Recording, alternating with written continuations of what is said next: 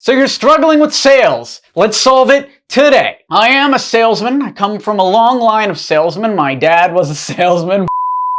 Bro, what a video. What a start to a video. I do come from a long line of salesmen. My father invented colored latex gloves and he sold it across the United States. I run a 7-figure agency with my partner, Robert Indresh, and together we sell things to people. We sell leads to B2B companies. And from time to time, we are not doing well in sales and our sales teams are not doing well and we gotta hype them up. So in today's video, I want to do just that. Let's talk about why you might not be doing so well in sales and some things that you can do to improve. Numero uno. I'm not gonna stop with the cringe. I'll keep going. Numero uno. Figure out the core problem first. If you are not making sales, try to figure out why it is. Is it your low confidence in the offer because the offer isn't good? Maybe you lost faith that the company that you're selling for is any good. Is it that you're not doing enough outreach? Is it that you're doing enough outreach now, but you forgot to do work for the last 3 months or you just didn't work? Are you feeling that? Because sometimes you do work in the past and then you feel the gifts of it in the present. But a lot of the time you are selling very hard and you're closing deals, but you forget to do outreach because you're so focused on your current deals. And then when your sales are low, you ask yourself why. And the reason is it's because you forgot to put in that lag measure work a few months ago. You stopped doing outreach, you stopped doing all that stuff, and you were resting on your laurels for too long. And by the time you figure that out, it's actually a little too late for quick results. And the solution is to go back to the fundamentals. Fundamentals meaning you're not doing well in sales. Well, let's break it down to its core parts. What goes into being good at sales? There is the offer. You're selling something that people want to buy. There is the numbers, getting in front of enough customers. Then there is closing the deals with those interested customers. So if you're not doing well in sales, which one of those three things is it? So let's go in order. The offer. Your company should be selling a no-brainer offer.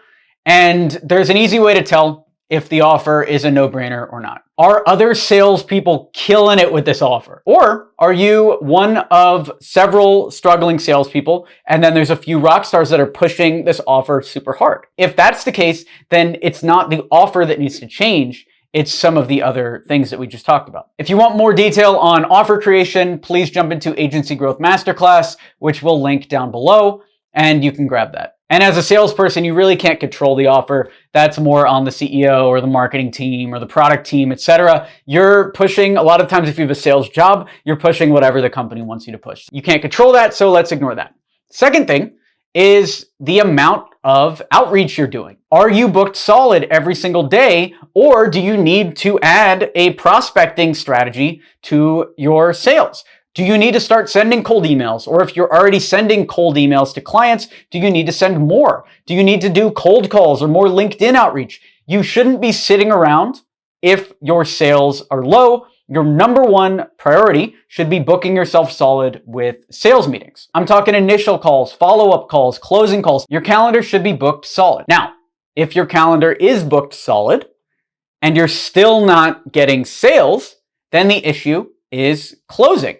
Are you asking closing questions? If the offer is good and other salespeople on your team are crushing it with the offer and your calendar is booked solid back to back to back, but you're not closing deals, you're still doing poorly in sales, then you need to study closing. The easiest fix is be more aggressive. If you're qualifying customers and they're ready to buy, then you don't need to stretch a sales call out to 2-3 calls or even an hour. Sometimes 5 minutes is enough to make a sale. I know a lot of the purchases I make, I'll make 5-figure purchases off of a 5-minute call or even just over text. And the reason why that happens is when I come in as the customer, the salespeople are ready to accept my money. They start the call with closing questions, which is something I do a lot of as well. One, I'll always try to close via text if possible, because I don't really love hopping on the phone these days. But if they need to hop on the phone, I will typically start them off with, "So you ready to go?" Start with the closing questions, because sometimes, let's say 25 to 30% of the time, like a decent amount of time, people are ready to go. And then they'll say, "Yeah, let's go." and then you just send them the credit card form and you can close them right there on the phone. And I know that sounds magical. Try it. Literally try starting off your sales calls with a closing question and see what happens. Last thing to keep in mind is lead measures versus lag measures, meaning you might fix all three of these today.